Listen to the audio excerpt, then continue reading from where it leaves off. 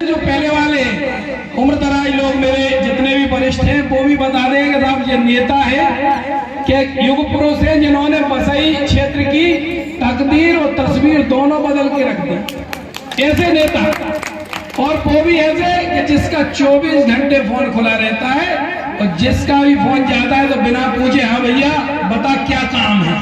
क्या अपन ने देखे हैं बंधु ऐसे नेता कभी? गुलामी से लेकर आजादी तक हमारे क्षेत्र को तो लंका का टापू समझा जाता था और केवल वोट बैंक माना जाता था कि आखिरी में जाओ और जो है प्रलोभन देके बड़े बड़े वादे करके कि बसई में हाई स्कूल बनवाएंगे, बरदवा में हाई स्कूल बनवाएंगे और झूठी बातें करके और 5 साल में एक बार अपना काम बना के वोट लेकर यहाँ से चलते बनो।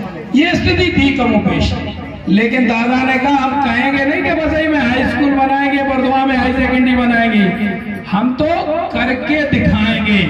और अकेला हाई सेकेंडरी हाई स्कूल नहीं, हम बसई को सीएम राइज स्कूल भी लेकर आएंगे।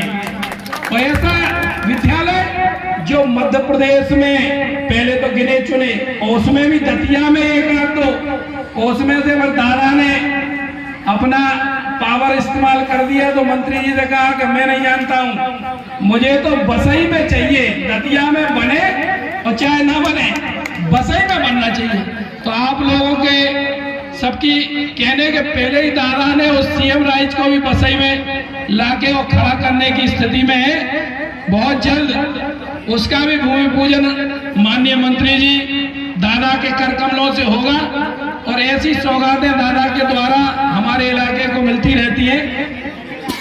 जैसा दादा का सहयोग रहता है बंधुओं, बस केवल इतनी सी इच्छा और है कि अगले चुनाव में जो दतिया वाले कहते हैं ना हमने भी वोट दिए थे, हमारे वोटर को भी काम है तो, लेकिन जो बसई क्षेत्र का आशीर्वाद माननीय मंत्री जी पे प्राप्त हुआ था उस आशीर्वाद को बनाए रखना है। तो अगले वर्ष जो है जब चुनाव की बेला है तो जो वो चेतुआ आते हैं उनको यहाँ से सीधे विदा करना है और कहना है भैया अपने घर जाओ, क्योंकि हमारे पास तो स्थायी नेता है जो हमारे दुख सुख में आता है। ऐसी हम लोगों के अंदर से इच्छा रहती है। तो आप लोगों का निरंतर ऐसा सहयोग मिलता रहे और हमारे बीच में दादा का आशीर्वाद सदैव प्रदान होता रहे, तो इसलिए अपन दोनों को तालमेल बना के रखना है। और